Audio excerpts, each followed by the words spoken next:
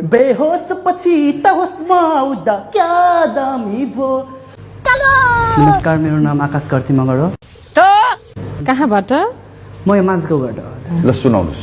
नजलाऊ बढ्दै छाती कसैको यादमा रात गए दिन खुल्छ एउटा झरे अर्को फुल्छ किन एक्लै रोहिरहने। कौन भौंक रहा है ये बदतमीज? तिम्रो लागि रुने कुन छ मुटुमा राखी पूजा गरे उसको नजरमा मेरो माया धरतीको धुलो नै भयो छातीमा झिरी रोपी मेरो म बिनाको त्यो संसार आज उसलाई ठुलो भयो।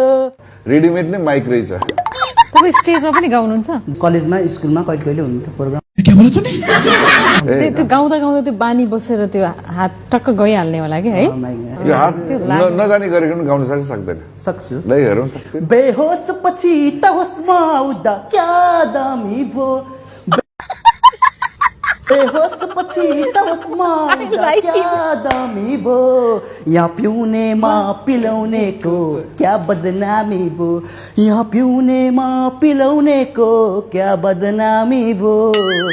बाहिर मन अमृत देखे भित्र भने विषादी रहेछ भित्र भने विषादी रहेछ। मैं अमृत पिएदेखि जिन्दगी क्या बिरामी भयो। यहाँ पिउनेमा पिलाउने माइक तल झार्नुहोस्। यो होइन भने हातको माइक भने नि